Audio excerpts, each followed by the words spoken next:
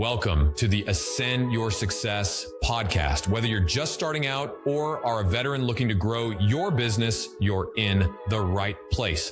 Join us to learn how to achieve financial freedom while working and living life on your own terms. Hear valuable insights, strategies, and interviews with successful entrepreneurs. Get ready to achieve the success you've always dreamed of. Ready? Let's go. What's going on, guys? My name is Wyatt Reed with the Ascend Your Success podcast, and today I get to interview my friend Travis Goodwin. Travis, I was just on your podcast not too long ago, and we were like, man, you gotta get on ours. So thank you for being here. Travis, tell us a little bit about yourself, like where you're from, what you do, everything like that. Yeah, Wyatt, I appreciate you having me, man. I had such a good conversation with you on my show. I've been excited to get on here with you. So yeah, man, I'm a real estate investor, wholesaler, deal finder, whatever you want to call it. You know, I was born and raised here in West Virginia, up in the mountains, and I come from a background of not houses, but like delivering pizzas, working at, Dollar Trees, just, very low level income jobs. And, I found real estate, man, and it's just changed my life. I love that. So how did you find real estate in doing dollar store and pizza delivery and stuff like that? Was there like I know I'm meant to do more, or like do you just see something on YouTube? What happened with that? Yeah, man, I've always known that I was meant to do more. I've always had a great imagination. I think back as a kid, and I used to pretend I was in movies, and I always had an imagination. I always wanted more than what my life was at the time. I had a very good friend. His name is Chris Moore. He passed away, but he actually, he seen that in me. He seen that I had dreams, and he was like, Travis, I got a book for you, and you need to read it. And of course, it was Rich Dad Poor Dad. I read that book, and it just there was a seed planted. Then I started to get on YouTube. I started to search different things, real estate, owning houses, rental properties. Then I found a episode of The Breakfast Club. I don't know if you know what that is, but DJ Envy, and he was talking with this guy about wholesaling, and they were talking about how you could just get a house under contract, sell that contract, and I was like, man, this is my calling. Because, I'm not a guy that works with hammers and contractors. That's not my background, right? So that's how I found wholesaling, and I just started digging in, man. I started learning and just taking like massive imperfect action.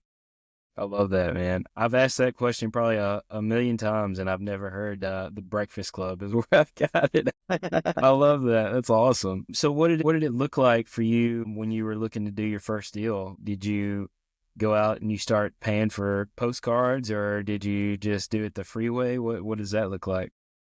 Yeah, man, good question. So at first I was just cold calling, pulling lists using PropStream, and I had a notebook, and I wasn't even using a CRM. I would just call these people by hand on my phone, and then anybody that was interested, I would just put them in my notebook and keep update with everybody. I made tons of mistakes, dude. Like I hadn't even looked at houses yet, setting up appointments, and I would reach out to buyers and have buyers come with me to appointments where I had no contract for. I mean, I was everywhere, dude.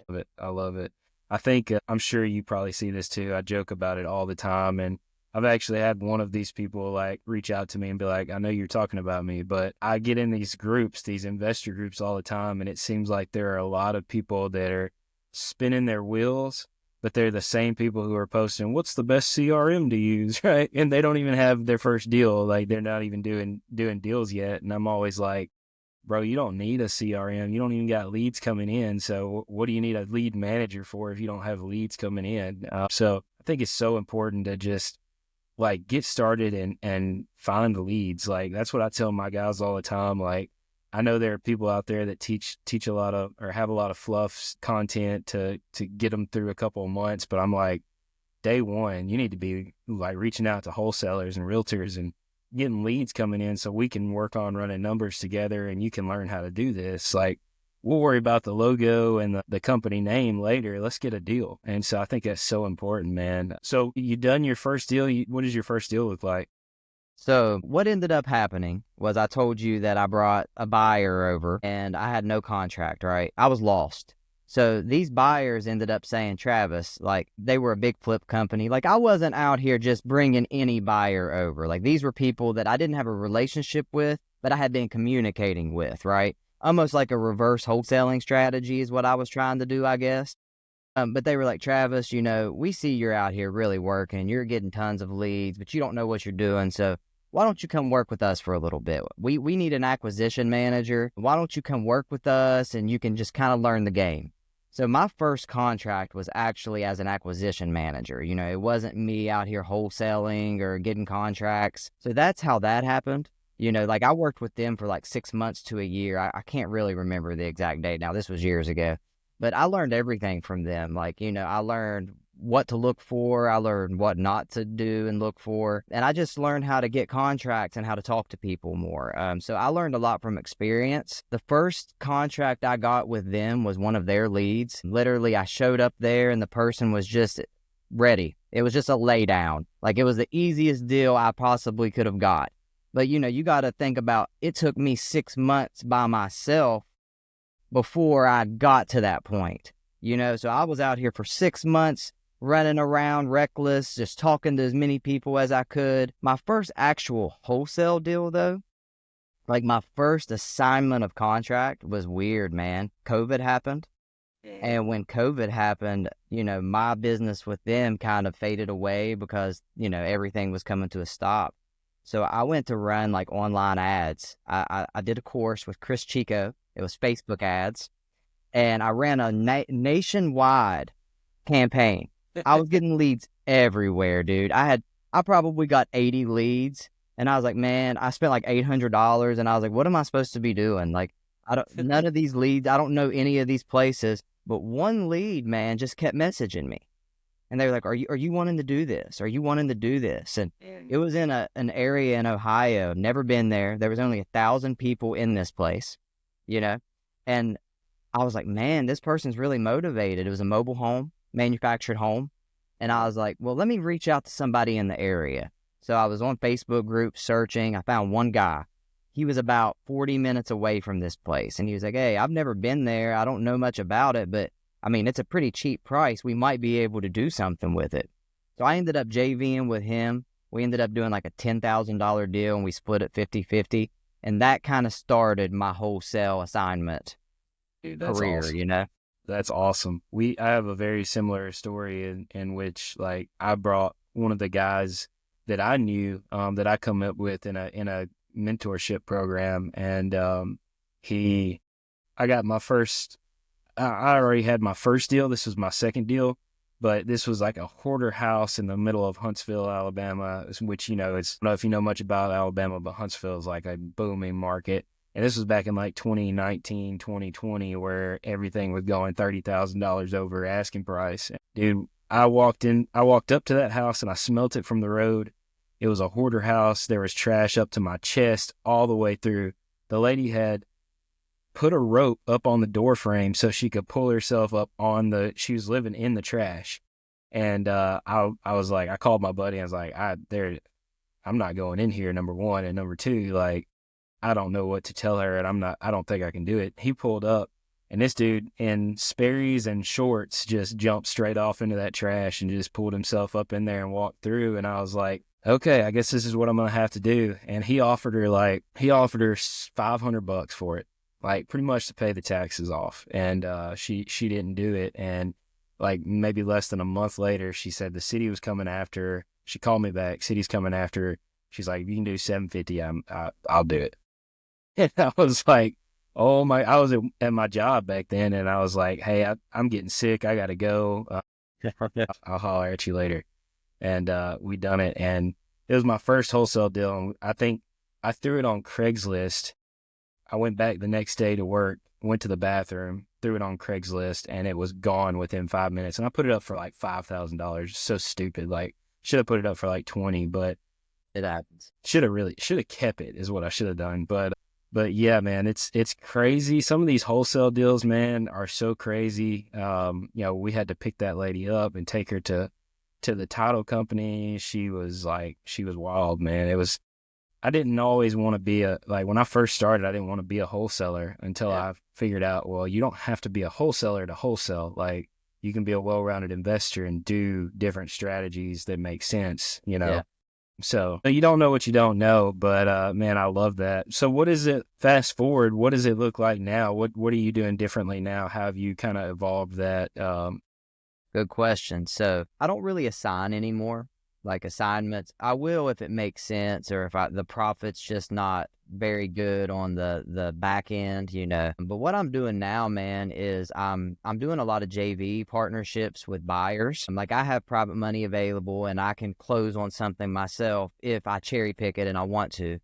But I do a lot of JV deals. Like, I have a great JV partner named David. David's been flipping properties for over 30 years. And pretty much David's older, and he doesn't have time to run around and talk to sellers and do everything that I do. So, you know, how that looks is, you know, he runs marketing, you know, PPL, SEO leads, PPC, and those leads come directly to me. So, you know, I negotiate the deal. He closes on them. If he flips them, he'll do the work. If we just clean them out, put them back up on the market, and then I get a great percentage at the end of that, bigger than I would ever get if I would ever assign the property. So I like to do that. I like to do joint ventures with people that are buyers, people that just don't have the time to go out there and do acquisitions, because I don't have a big team. I'm not a huge company. I do this full time. I'm still out in these houses myself, man. You know what I mean? Right. Like, every day. I love that, man. I love that. So what does it look like for you? I know you're in the hustle and bustle now. What does that look like for you in the future? What's kind of the next milestone, the next goal that you're pushing for in the next like 3 to 5 years? What does that look like? Good question. So I want to keep working on houses, of course, you know, but I want to get into land more. I've done a few land deals. I want to get into, you know, I want to buy land parcels, and I want to put mobile homes on them. So that's really my main goal. That's what I want to do. As far as building a big operation and having employees, I don't really want to do that. I want to keep it small, keep it all, and just make my deals fatter instead of trying to do more and more and more. That's what I've realized is I was always trying to do more over the years. I wanted to do as many deals as I could do, and doesn't matter if it's $1,000, $100,000, just let's complete them all. I've come to realize that those cheaper deals are usually the ones that cause the most problems, and that I want more quality. And I do see myself maybe finding like one person that could be maybe like an acquisition manager for me. Eventually, in the next year or two, maybe start looking at these houses for me. So I'm not out here looking at all these cat P houses, you know? Right, for sure. No, I think I agree with you, because we started to build up this big team. We had the office, we had the utilities, the Wi-Fi, all the crap. We had employees, a couple of acquisitions guys, VAs, and all this. And we just took a step back and we were like, man, we got to figure something else out, because this is killing us. Like, we're hustling our butts off trying to, everybody's getting paid except for us. And it's like, what's going on here? So we took a step back and we just like cut everything and started working on building portfolios. And dude, like, it's so crazy, like, what you can accomplish with a smaller team that's like just knows what they want and is driven, than building up this huge machine, right? I mean, it only takes like one or two good people and maybe a VA, and like, dude, you can but the thing is like, you've got to be laser focused. You've got to know what you're doing. Like, you've got to know where you're going, and you've got to give the team. I've been reading this book called Vivid Vision that Tom referred me to. And it's like, you've got to have such a vivid vision, and your employees have to know it, and they've got to know what direction you're heading, because they want you to be successful, because they want the business to be successful, because they want to get paid, right? And so like, if you can do that, if you can draw that picture for them so vividly that they know what they're going for, like, it's just a completely different animal. I've started to put that into place, and it's like, slow down, cut the things that aren't working, that are just like killing you, or taking up your time, that don't need to be, and start laser focusing in on what is bringing in the money, right? Yeah. It's been so good. Love it, man. Yeah, that's definitely going to read that book. I don't think I'm the best leader. I think that's probably a competence issue, and maybe that's why I do a lot of this work myself still. But I'm working on it, man. Every day is a day of progress, not perfection. So I'm just making progress every day. That's it, bro. That's it. Nobody teaches it. That's the thing, is like me and you, like, and the people like us, we're just normal. I like the way the Bible says it, right? We're normal, uneducated men, just fishermen, pretty much. And we're hard workers, but the people who aspire to do more, they go out and they start this business because they know how to work, but they don't know how to run a business. And if they can make it through figuring out how to run the business, then they've got to make it through figuring out how to lead other people to run the business. And that's like, it's just a whole nother level every time you want to go upwards. And I think the first time I built out and had employees, man, I was not good at training. I wasn't good at casting good vision. I just said, here's the phone, dial, and listen to some of these Brent Daniels YouTube videos, how to sell, and so I would listen to their phone calls and stuff, but I wasn't good at selling back then either. So, it is what it is. But yeah, I think it just comes with the experience. It comes with like not giving up and working your way through every level. As long as you're not giving up, you're getting, like you said, you're making progression every single day. And that's eventually going to turn into what you're seeing in the future, So I love that, man. What do you attribute a lot of your success to? Good question, man. I think my resilience. I've been through a lot in my life. I've been through a lot of struggles, troubles, and just my ability to look at that fear and look at it in the eye and just keep going and use it to fuel me.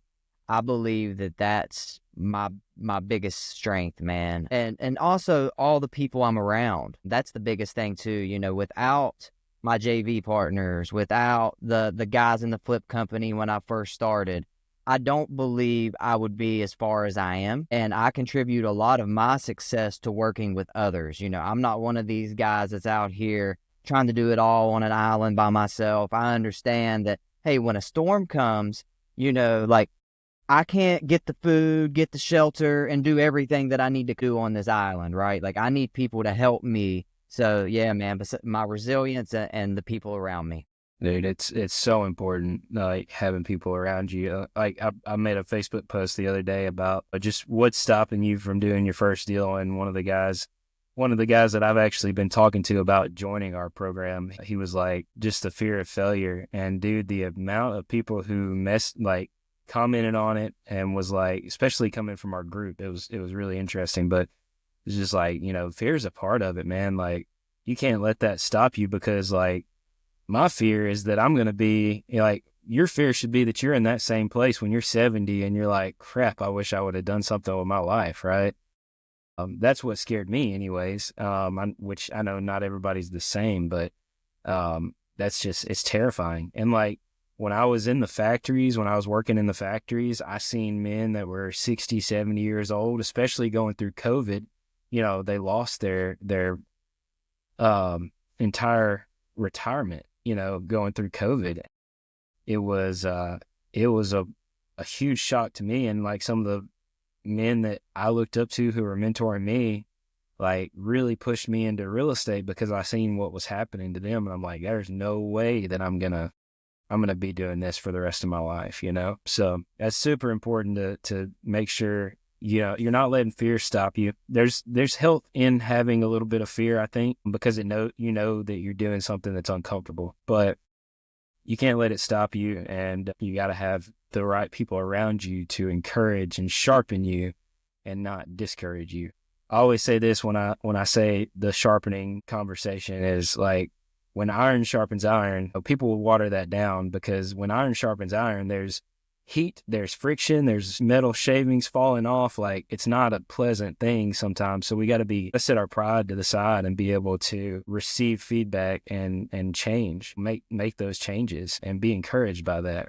But yeah, that was kind of a tangent. I don't know how I got off on that, but no, it's so true, man, because if you look at life and analogies, right, there is nothing that comes from for growth without pain, without a little suffering. Like, we all have to go through it in order to grow. I seen something the other day. It said there's only two people that you have to, there's only two people that, like, their opinion matters. And that's the 8-year-old version of you and the 80-year-old version of you.